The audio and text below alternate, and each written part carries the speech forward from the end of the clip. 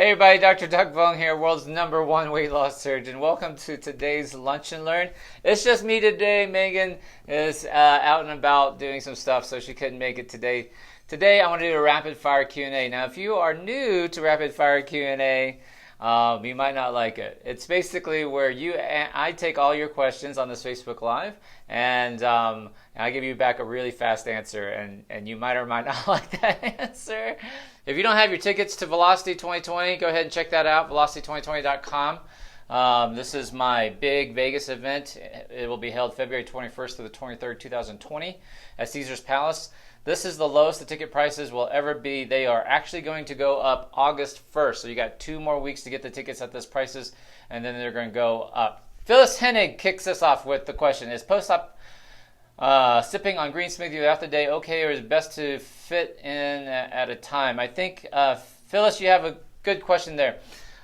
If you're a Dr. V follower, chances are you are on the green smoothie train, right? Green smoothie is super healthy for you. Don't forget that the purpose of green smoothies is to give your body nutrition, not to make you feel full, right? What is more nutritious than a green smoothie? I can't think of anything. Can you?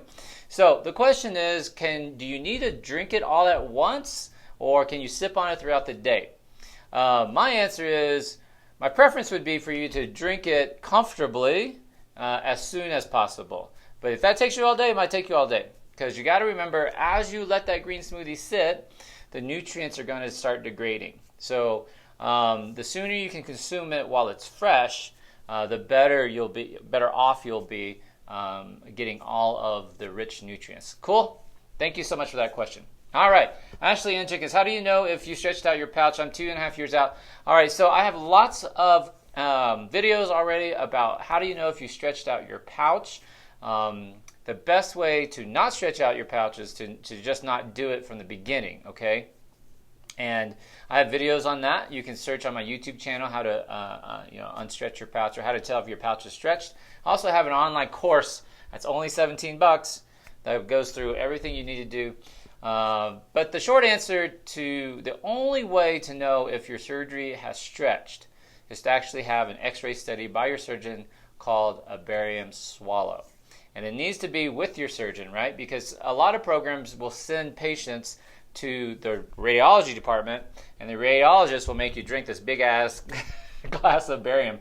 And your little baby bypass, your little baby sleeve can't handle that big-ass amount of barium. Am I true? So comment if they did that to you and you wanted to throw up on the x-ray table.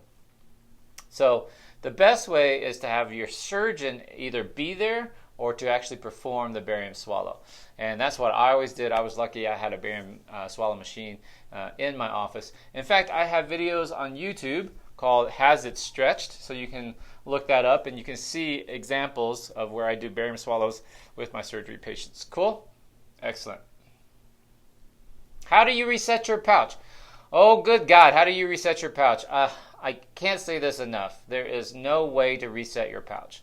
If it's stretched, it's stretched. The only way to reset your pouch is to have another weight loss surgery. But my warning to you is this: it will not feel the same. When you have a second weight loss surgery, my experience has been it just never feels like the first time. It's a little bit like sex that way. Ha ha ha ha. All right, so keep your questions coming here. All right, keep them short too, because if I have to click see more, then I'm not answering. All right, I can't fucking. All right. Mini Gertz, I'm 2 years out. I had the sleeve done. I'm on stall for 6 months. What can I do? All right, listen, read the comments. All right, come good with good questions. That's a shitty ass question. Mini Gertz, I love you. I know you've been following me for a long time, but sweetheart, I have so many videos on stalls, plateaus. There's no such thing as a weight loss stall. I've been on a fucking weight loss stall for 40 years, right? Quite 40. For like 20 years. What's the difference between a weight loss stall and maintaining? Do you know? A lot of people are going to say, Dr. Vuong, maintaining is when you get to your goal weight, and a weight loss stall is when you still have more weight to lose. The answer is no. No. The real answer is this: there's no such thing as either. There's no such thing as either. You are never on a weight loss stall, and you are never maintaining. You are always improving. Listen to me. This is probably the most important thing I can tell you, and this is going to be the most important thing you can get from this video. There's no such thing as a weight loss stall. Because even when you're not losing weight, you better fucking be changing your brain. You better be working on your emotions. You better be working on studying. You better be working on prepping your meals, learning new recipes, and eventually that scale will move. If you get frustrated during this quote-unquote weight loss stall and give up, life happened, went back to my old habits, you're going to break your weight loss stall, aren't you? Aren't you, girl? You know you are. Question is, which way are you going to break your weight loss stall? Damn right. Everybody assumes that you break a weight loss stall by losing weight. Don't y'all? Y'all assume that breaking a weight loss stall means you're going to lose weight. No. You can also break a weight loss stall by what? Gaining weight, bitches. So be careful what you ask for. You sit there and say, Dr. Vuong, how do I break this weight loss stall? Go back to your old bad habits. You'll break your weight loss stall. Likewise, there's no such thing as maintenance. Dr. Vuong, when I get to my goal weight, I don't want to lose any more weight. No, you cannot say shit like that. That shit will make you regain weight because it's the same thing. You're at 125 pounds, 130 pounds, you're cruising, you're happy, and you're like, I'm just trying to maintain. What the hell happened? Gained all this weight. No such thing as maintenance. Even when you're on your maintenance weight, or your goal weight, I should say, you should still be trying to improve yourself. You better be getting your relationships right. You better have gotten rid of all the negative people. Maybe you want to go back to school, but I can definitely tell you, your ass better be journaling every morning. You better have tried to meditate. You better be taking up yoga. You better be finding new friends. You better go hang out with better people. Does that make sense what I'm saying? I know that sounds harsh, but so many people in the weight loss surgery community are confused about their weight loss stalls. No such thing as weight loss stalls. No such thing as maintenance. Love you very much. All right, keep these questions coming. A lot of people here. You know what? I'm going to scroll on my laptop because it's harder to scroll on that phone. Hey, Benny Cruz, how are you doing? Laura Walker, can my extra skin be keeping the extra weight on? Hell fucking yes. How many times have I told you this? You need to get rid of your loose skin. Studies have shown now that patients who do not have plastic surgery after massive weight loss are much higher risk for weight regain. Why? I've said this before. Remember, you cannot get rid of fat cells. Fat cells do not die. Those bitches, this is a fat cell, you lose weight, the fat goes away, it gets flat. And those bitches just sit there and wait for you to screw up. They wait for you to smell a donut. Dr. Vuong, I smelled that donut and I gained 5 pounds. Yeah, that's what happened. You smelled the donut and that fat cells pops right back up. Does it make sense what I'm saying? It just goes right to your ass, right to your belly apron, right? It just pops back up. So, what's the only way to get rid of fat cells? That's right, plastic surgery. You got to find a good plastic surgeon to cut that shit off. Now listen to me. I don't want to hear any moaning and groaning. Dr. Vuong must be nice, can't afford it. I'm on a fixed income. I better hit the only way I can get plastic surgery is win the lottery. Fuck you. Like, I'm serious. Quit saying stuff like that. You live in America. You live in 2019. Start a side hustle. Start saving. It's about priority. Let me ask you this question. Did you have this weight loss surgery just to regain the weight? The answer is no, Dr. Vuong, and add a fuck in it for me, please. Fucking no, Dr. Vuong. I did not have this weight loss surgery just to regain the weight. Well, then you better start saving up for plastic surgery. What is the big deal? Start putting a little bit away. It's only about $10,000 for a full 360 wrap. Go to Mexico. They have good plastic surgeons in Mexico. Let your ego go thinking that, like, oh, you have to just go through the VA. You have to just go through, like, some American surgeon. They want $30,000. Fuck that, man. This is American capitalism. Go to Mexico. Go to Thailand. Go to other parts of the world where they have good plastic surgeons. Go to Brazil. Brazil is like a major leader in plastic surgery. Get your full body totally redone for less than a new car. Listen, how long are you guys in a new car? Maybe an hour a day if you're stuck in traffic, but you bitches will pay $25,000, $30,000. A Honda Civic is $20,000 now. That's a Honda Civic. And you're in that for an hour, but you won't spend $15,000 for your body, and you're in your body how long? 24/7, girl. 24/7. Now, you know that's right. It's priorities, man. So I don't want to hear any. In fact, I'm going to make this a rule. If anyone ever says to me, Dr. Vuong, it must be nice. I can't afford plastic surgery. I'm going to fix income. I am blocking you. I'm blocking you from my page. How many times have I done videos on money, how to make money, how to do side hustles? I even have a free PDF for you on how to raise emergency money. And you guys won't watch the videos. You know, I don't get it. Your obesity and money is tied in together. Rant over. Get your plastic surgery, guys. Love you very much. All right. 1 week out. What tips do you have for me? Dr. Vuong, help me out. I just had weight loss surgery. Listen, I have a whole course about what to do, what to expect. And you don't even need to purchase the course. The course is only like $12, but you can actually just go on YouTube, and I have a video on YouTube telling you what to do that first month after surgery. All right. Mary Rivera just started my hustle doing childcare. Awesome. Do you think we should log our food every day? This is a really good question. Should you log your food every day? Answer is, it depends. Who are you? How obnoxious are you? Do you think I log my food in every day? I'm 5'8", 143 pounds. I've gained some weight. I've been retired for a year. What does retirement get you? Let me ask you this question. Retirement gets you 8 extra pounds. So I've lost 4 pounds recently. And I'm going to get back to my fighting weight. I want to be 135 again. But I don't log in my food, right? Now, do you need to?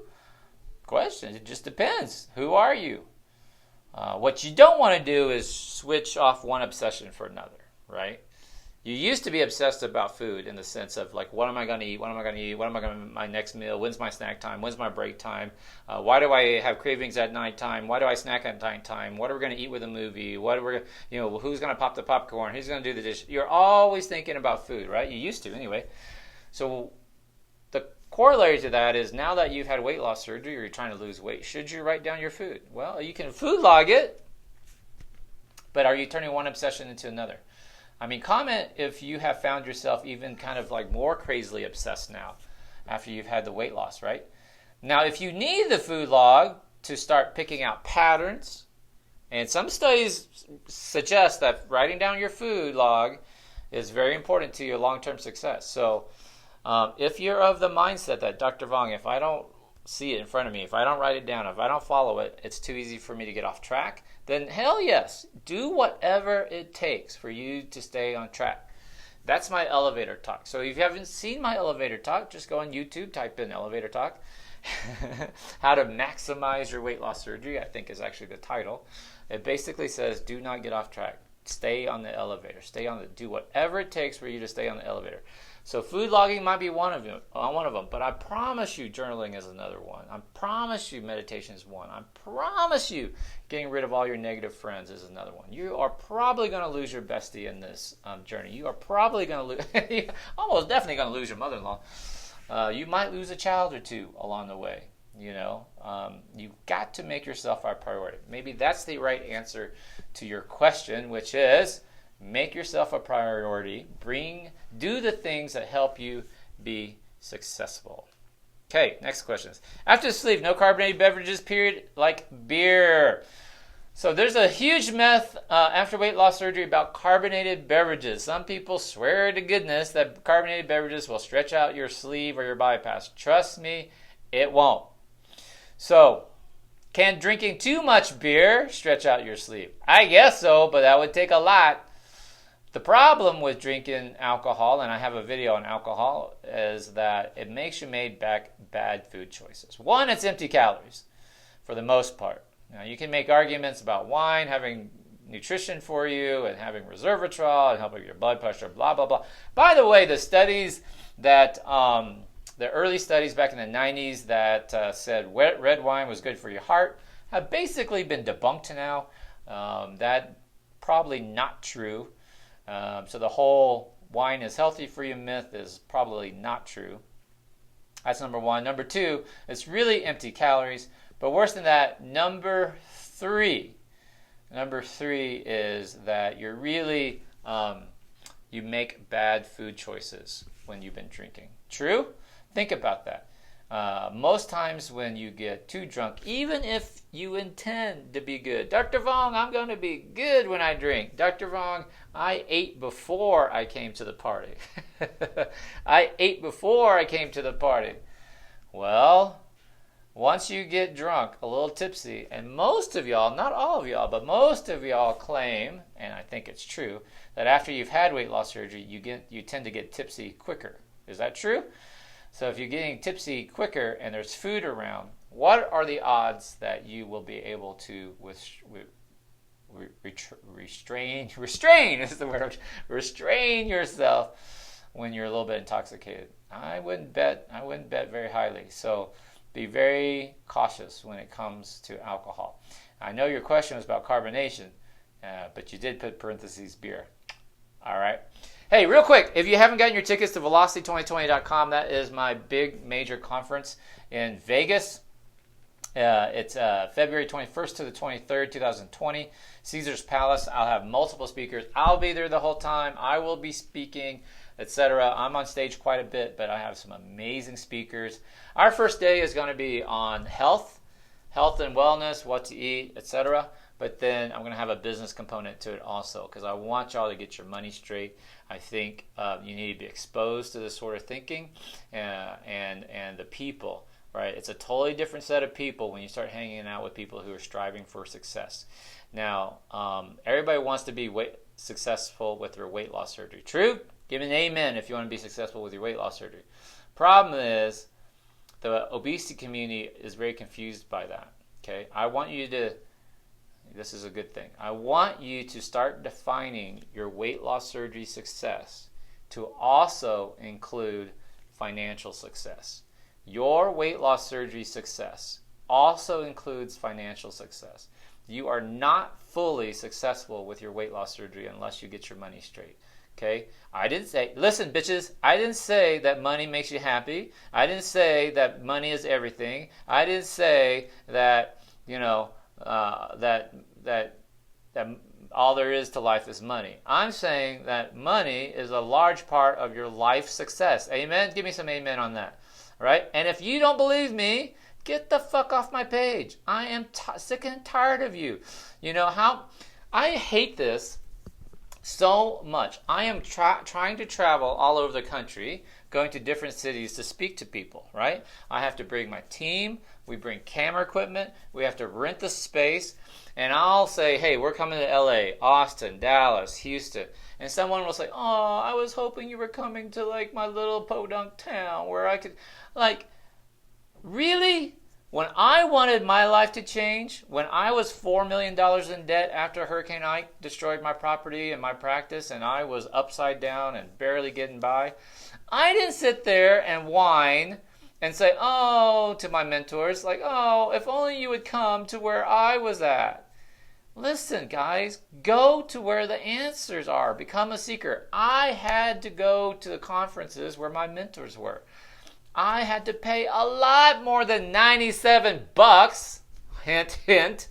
I had to pay a lot more than $97 to get around the people who actually helped me to get better, right? So, if I'm in Dallas and it's within driving distance to you, I promise you, I'm not getting any closer to you. If you're in Tulsa and I'm going to be in Dallas, get your ass on the road. It's only a couple hours. If I'm in LA, or Oceanside or Long Beach, get in a car and drive for a couple hours, man. Instead of saying, oh, well, if only Dr. V would come to my house and move in with me and cook all my foods for me, then I'll be successful. No, get off my page, right? I had to go find my mentors. I had to go where they were, right? I want people who are willing to travel and go.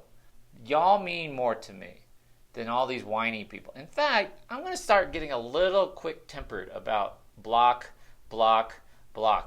right? So I need all of y'all to step up your game. Brandy Jaggers is coming to Dallas. Awesome. Mary Rivera, I'll be in front row when you come to New Jersey. New York City, baby. Mary Rivera, New York City, November 9th. All right.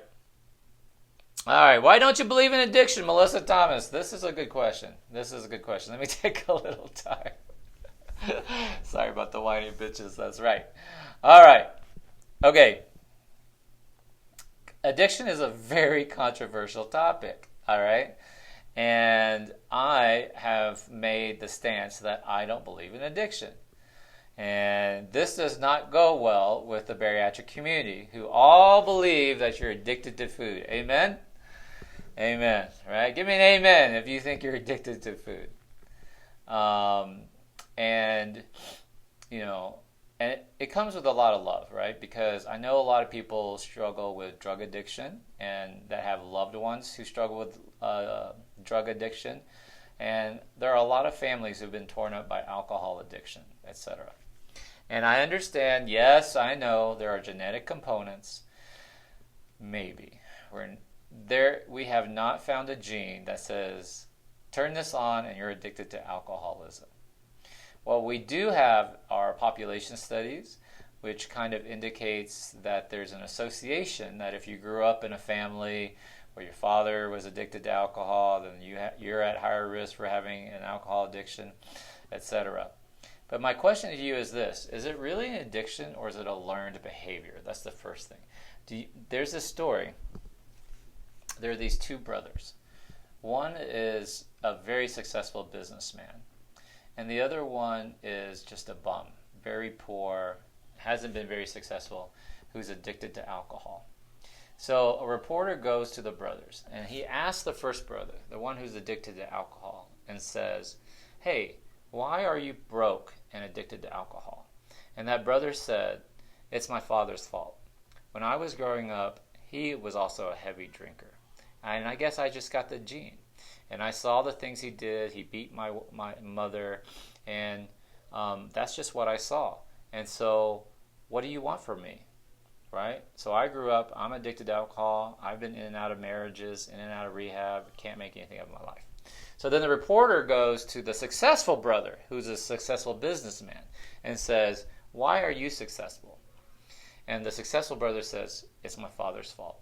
When I was growing up, I saw how much he drank, and I saw how abusive he was to my mother and to me and my brother, and I swore to myself that I would never, ever turn into my dad.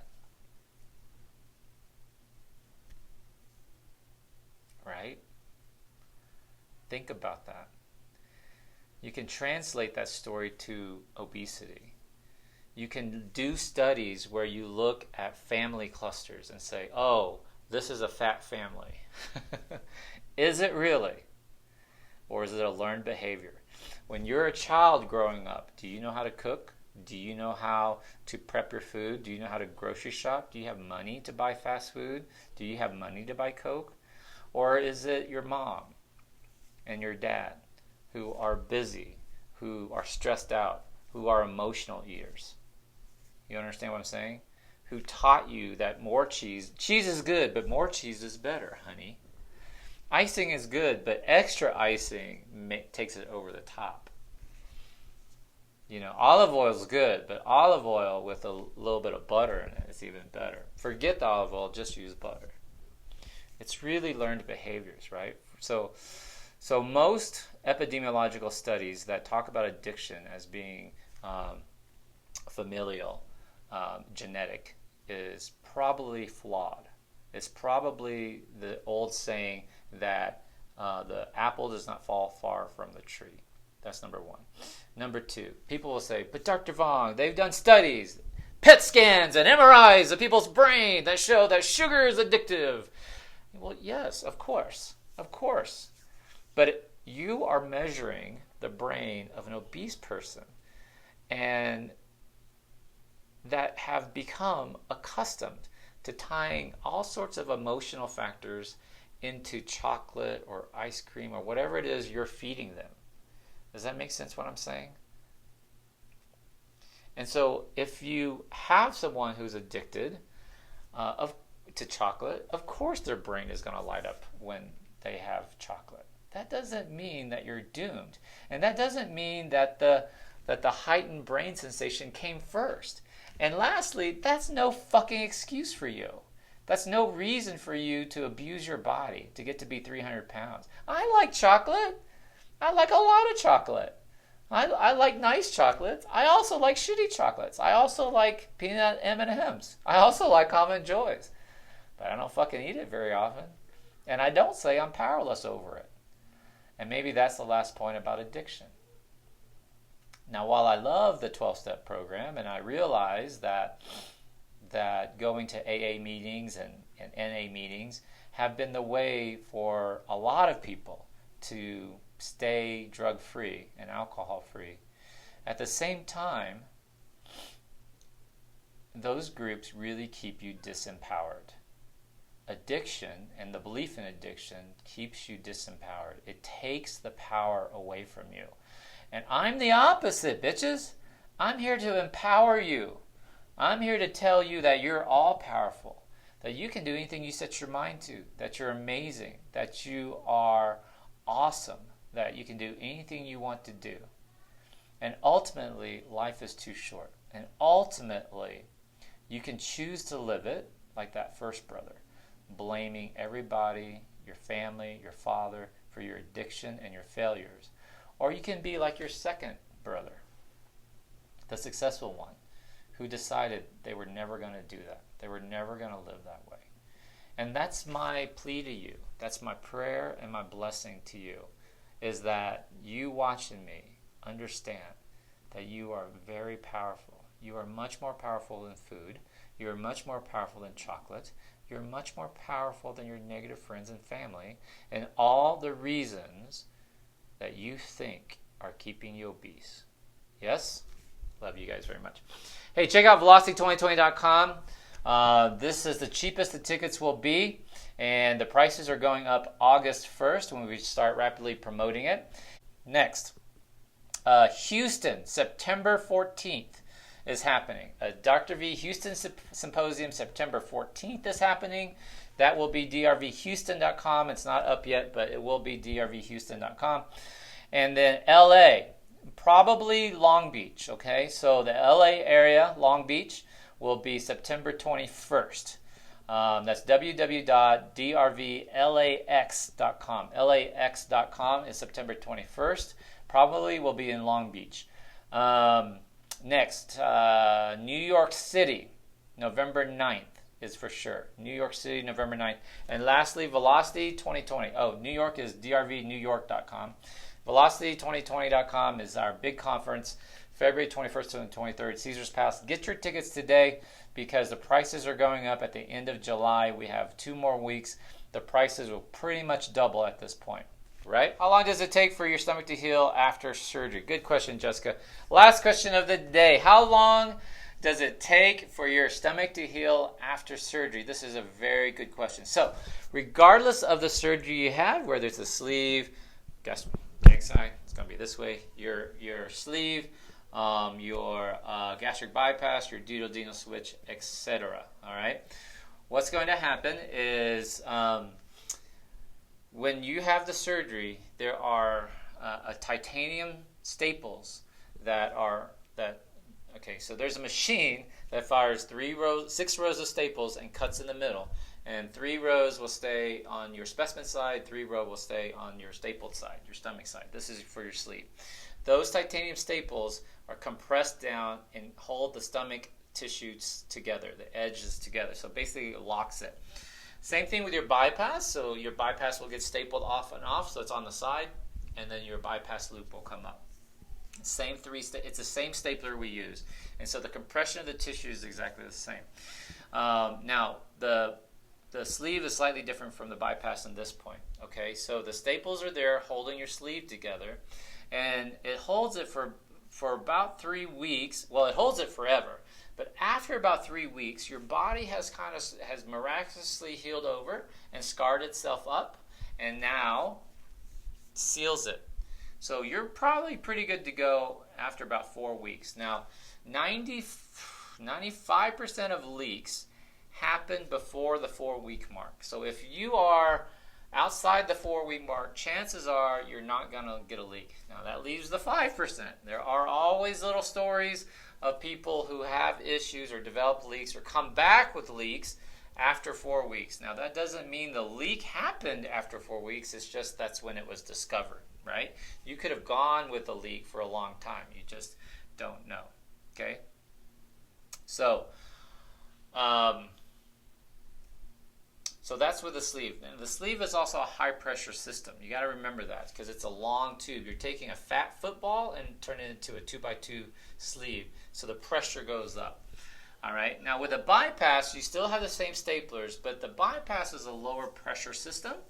But you can still get leaks with a bypass. Trust me. Where the surgeon takes the bypass pouch, connects the small intestine up to it, that anastomosis can come apart and leak, okay? Most of the time you'll develop a leak with a bypass, usually within the first couple of weeks, right? So you're pretty much going to be healed after a month. Now, your surgeons have put you on a follow-up plan, and they'll give you a process through which you can go through food and all that sort of stuff, right? And then you go through your liquids, your mushy phases, your soft foods, etc. I have a whole video on the texture scale, so you can look that up. I also have a video page called What to Eat After Weight Loss Surgery that talks you through the texture scale. And luckily, in over 1,000 sleeves, I only had one leak. So, and she's doing great. All right. Thank you guys for this Lunch and Learn. We're going to get back to them. I think Megan will be back next week with a Lunch and Learn to do body image again. I'm working on her online course, so if you're interested in the body image talks, and if you've missed the body image talks, you can find those on YouTube or on my fan page and go back and look. And I'll go back and I'll cut out all these losers who are trolls and haters and saying stupid shit. But that's them, that's their life, and one day they're going to wake up and they realize they're dicks. But for the rest of y'all, I love you guys very much. I hope you've enjoyed this. Go be awesome. Remember, life is short. And you can't take it with you. Go be awesome. You're more powerful than food. Don't let your little excuses, your little fears hold you back from being awesome. Love you guys very much.